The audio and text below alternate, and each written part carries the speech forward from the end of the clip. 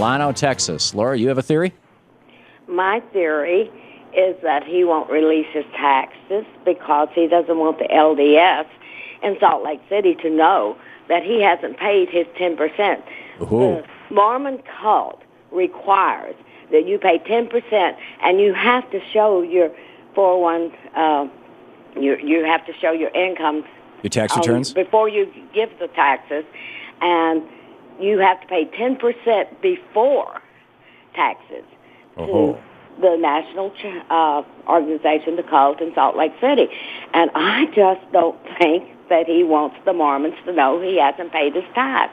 Oh, that's interesting. That's another interesting possibility. Thank you, Laura, for that. Brian in Detroit. Brian, you have a theory about what Mitt Romney's hiding. There's actually a legal way to get his IRA account to $102 million. Okay. You have to go through a little bit of the math. But Bain Capital LLC was incorporated at a par value share price of 1 cent. Right. Over just over 3 million shares. Okay, now, his IRA account allows a $5,000 investment, which is 500,000 shares at 1 penny each every year. Over 6 years, that's 3 million shares, valued at $30,000 total in his IRA account. And in 2002, when he sold the company because he became governor, if he sold it for $34 a share, given its earning potential, that's relatively reasonable, I think. That would equate to exactly $102 million in an IRA account with no immediate tax liability. Amazing. And so you think that he doesn't want to release his tax records because people will realize that not only did he make $100 million, but he didn't pay a single penny in tax on it. That is correct. Because he dumped it all, he laundered it basically all through his 401k. Fascinating, Brian. Interesting theories here. Rich in Cedro, nothing as good as the pigeons, but Rich in Cedro, Woolley, Washington. Hey, Rich, what do you think? Hey, it's Cedro Woolley. Cedro, my apologies. I'm thinking right now we're focused on Mitt Romney's taxes. If he puts out his returns, not only exposes him, but the entire tax system. That becomes the topic of discussion.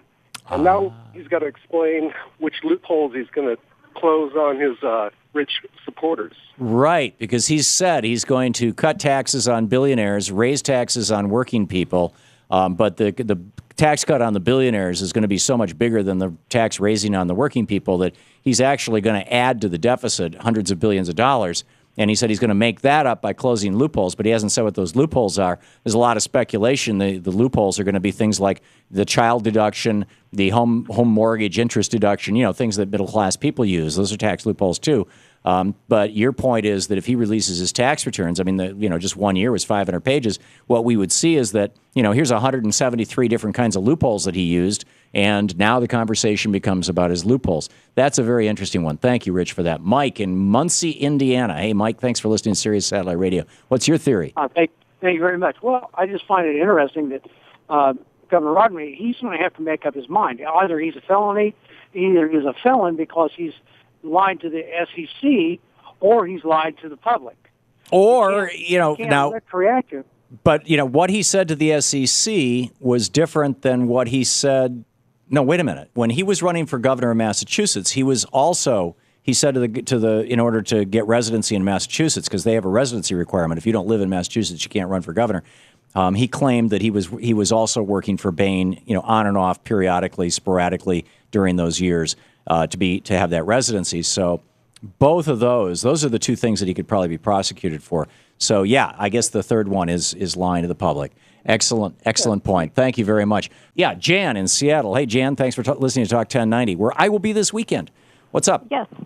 Well, in the mid-'90s, I was programming state tax returns, and I was thinking in terms of what we've heard from the other people, and also the Indiana Secretary of State, right, who was voting one place and living someplace else. Right. And I'm wondering if in some of those years he doesn't want to release, or one of those years, if he was voting for political purpose, registered to vote in Massachusetts, but maybe for state tax purposes, was filing in Utah. Resident of another state, such as New Hampshire, which, if I remember correctly, had an interest and dividends tax, but not an income tax. You're correct. He's putting his interest in dividends into offshore tax accounts. I'm wondering if you could evade the state taxes that way. Yeah, they've got a mansion up on Lake Winnipesaukee in New Hampshire, or it could have been that he was claiming Utah as his state of residence. Utah, I think, had a state income tax, but I don't think it was one of the large ones. Whereas Right, California but I mean, was one of the high ones. It could be though that his CPA said you're living full time in Utah,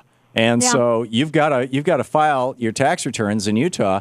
For at least a couple of years here, and if he did that and he was continuing to vote in Massachusetts, then he's committed voter fraud. That would be very obvious, and it would be a very ironic one given how much the Republicans are currently running on voter fraud, even though it's almost non-existent. Yeah, fascinating. Thank you very much for that, Jan. Joy in Santa Cruz, California, listening on iHeartRadio. Hey, Joy, you have a theory.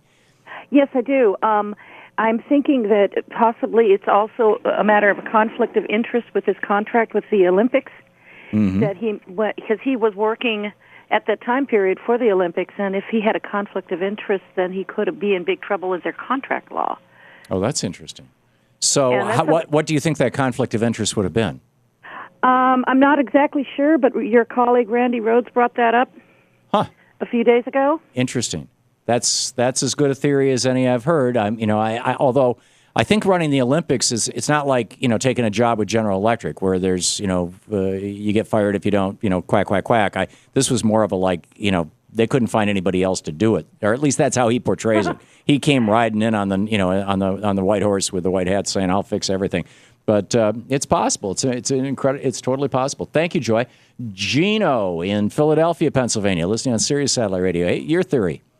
Hey, Tom, my theory is that he is going to release his records, his income tax records, but he's going to release them so late into the campaign that they won't be able to be thoroughly scrubbed. If 1 year is 500 pages worth, we have no idea how detailed other years are, and if he releases them late enough in, the material just won't be able to be digested, and it won't be as newsworthy as if he does it now. Marvel in Sacramento, watching on Free Speech TV on Dish Network. Hey, Marvel, what's your theory of what Mitt Romney's hiding? Well, my theory is that, like our curiosity and maybe sometimes disdain about hoarders, because it is clearly unfounded why someone will have so much of something that they'll never use, and it's a curious behavior. Yeah. Now, with Romney being a hoarder, clearly a hoarder of money, and doing everything he can to protect it, the question to us is, are we going to attempt to put someone in the utmost of power who clearly has this untreated mental illness? Well, that's an interesting question. Is he a hoarder? And that's a question that I think that you can ask of a lot of people who will do just about anything to get and maintain massive and increase massive amounts of wealth. Excellent question, Marvel. Thank you very much for that.